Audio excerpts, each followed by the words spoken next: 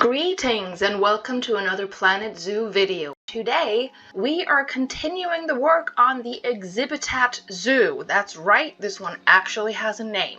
The new DLC introduces a new large exhibit, measuring 20 by 12 by 8 meters. Now what I'm trying to do is to see how many of the habitat animals can actually be housed in a box like this. Previously. The prairie dogs are doing great, as are the meerkats. The binturongs, Chinese pangolins, koalas, a cute little family of fennec foxes, and also a breeding pair of Arctic foxes. I also built a prison. Caught more thieves. Moving on! On today's episode... First, let me show you the numbers. If you don't want to watch them, there's a time code in the description so you can skip right past it. I looked through every single species and I checked a couple of different things. Number one, what is the minimum group size? Number two, how much space that number of animals need. First up, we have both of the giant tortoises. They need the same space for one and for two. And when it comes to breeding, there is practically no difference. Next up is the black and white ruffed lemur. You have to have two of them, but even if they have as many babies as they can, we're still in the yellow. Then we have the red ruffed lemur and the ring-tailed lemur, and they need at least 3 adults, which is why we have the column called X. Next up is the red panda. Not a big surprise that we can fit this guy in there, and since it is small, we can make many layers and probably even have them breeding.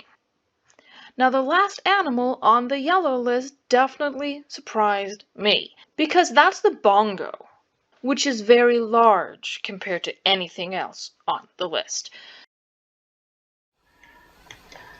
The first species of the day successfully introduced the Galapagos giant tortoise. As you can see, this guy has gone all the way up there. And 98% happiness. Now excuse me for a second while I make the other tortoise just as happy. There we are, space need, enrichment need, everything met. Welfare is 94%. Oh, habitat, what happened? Oh, you're too cold. Okay, we can fix that. You feeling better now? Here we are. Now you're happy, 98% happy, and we are moving on to the next animal. Or rather the next animals. Because I'm going to try to fit all 3 species of lemur in one exhibitat. With a total of 2 black ruffed lemurs, 3 red ruffed lemurs, and 3 ring-tailed lemurs, which are the respective minimums for these species. The population as a whole needs 266 square meters. I am, however, ambitious enough to try breeding them. So I'm going to go for about 320 square meters, plus climbing. The fact that they can climb, though, is going to make it much easier to achieve that goal, because I don't have to put up ramps. I can just put up a vertical stick. I will also be able to fulfill at least part of their climbing need using plants. So let me just test one thing. If I put up something like this, will the top area count as climbing area or traversable area? In other words, when I click these little buggers, will this be green or blue? Okay, the answer to the question is both. This counts as both traversable area and climbable, it seems. So that is really good news, because I'm planning on putting this along the entire back of the habitat. There we go. I also added another stick, and they now have way more space than they need at this point. And considering the fact that I can easily add another layer, it should actually be possible to not only breed them, but keep much bigger flocks in here. Now this is going to be interesting. Just how many lemurs are we going to get? Well, that was easy. 3 species of lemur, 99% welfare. If you look at their climbing need, I think they have enough. I have 2 entire trees in here, and I used the, what are they called? Scaviola bushes or something? Scavola! As well as these roots here, as branches. I think that looks actually really good. Also, I used these leaves, which are just bedding leaves, to add the illusion of more plants at the bottom of the habitat, but without losing traversable area. Some ropes and a ladder, a few more ropes, and my favorite piece, this little European window shutter hinge 01, because it is so versatile. You can use it to make things look like they are screwed together. See, these right here are a part of the piece. So you add these down here and it just brings the whole thing together.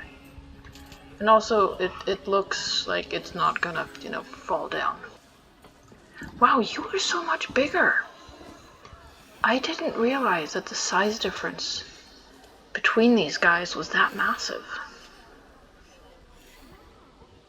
Oh, you're cute! Are you grooming each other?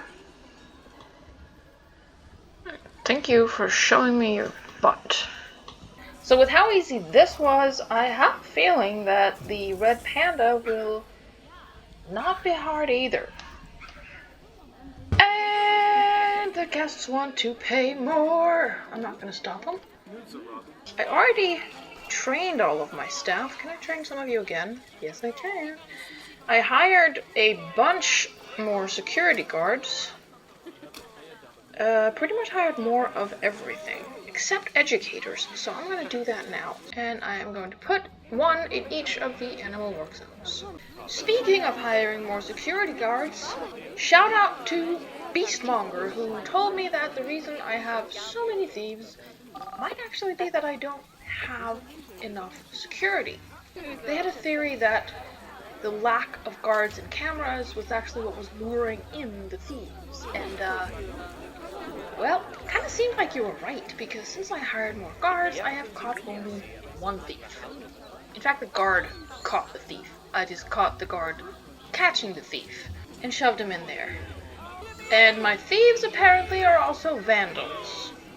But since the trash can being pushed over only bothers them, you brought this on yourselves. So thank you, Beastmonger, for your very useful comment. And now, back to our regular scheduled programming. Well, I wasn't wrong. And I think this habitat looks really good, actually.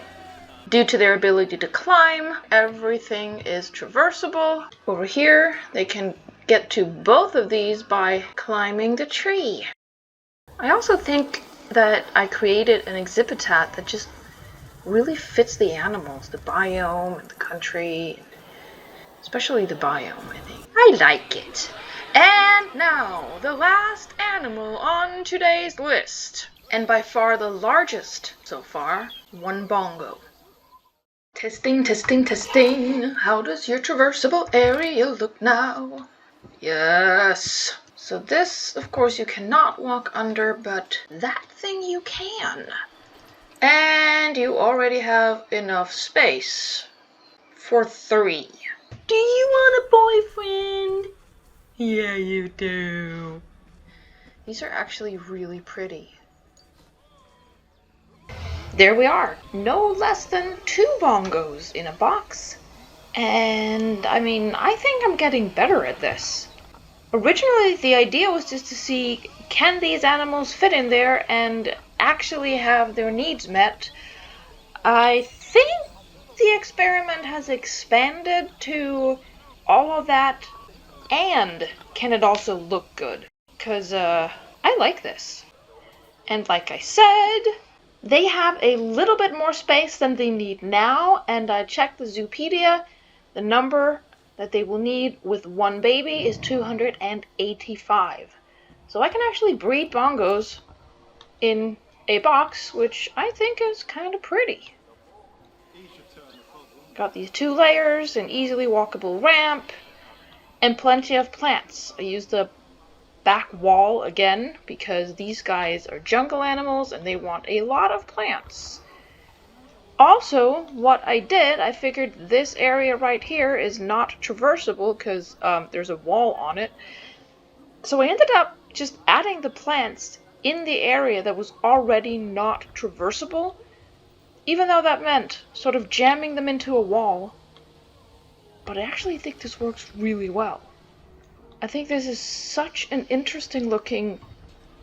It's not really a background because it's, I mean, technically in the middle of the habitat. But I think it works. And so do they. 98% welfare. They do an awful lot of standing around. I mean, I kind of understand why they don't need more space. But the art is really pretty. This is the male. Look at the face. Don't you want to pet that snoot? You want to poop the snoot? Yeah, I want to poop the snoot. You're so cute. Unintentional rhyming. So that is actually it for today. Yeah, I also did the back of all of these buildings. Okay, not all of them, but most of these buildings, because I got really tired of these incredibly multicolored backs. Next up, we're probably going to need more food and definitely more drinks, although I might just slap down some vending machines to begin with, and of course, we're going to be putting in some more animals. Next to the bongo, we will be putting in an animal that looks quite a bit like it and also doesn't have a statue in the game. At least I don't have one. There might be a... Anyway, long sentence. Nyalas will live here. Next to them, we're going to have some warthogs and some babirusa. So it's going to be deer and pig and pig. And next to the little pandas over here, we're going to be putting in some capuchins. We're going to have climbing animals from 3... What are you doing on the sea? Seriously? No. How did that even... How far can you jump? What the... Anyway, we're also going to be putting in, next to the other reptiles, a dwarf caiman. First animal on the list that needs an area to swim. And the second animal who swims, platypus. I'm circling this area right now because I might put it here, but I'm not entirely sure. Maybe I'll put it here. Maybe I'll put it here. Yeah, so long story short. Warthogs, babirusas, capuchin monkeys, dwarf caimans, Nyala. Am I saying that right? And the duck-billed platypus, which in Danish is known as the beak animal. That was it for this time. I hope to see you all. I mean, I guess I won't be seeing you, but I hope you'll see me. I hope you'll want to see me. And as always, if you like the video, please like the video. Bye!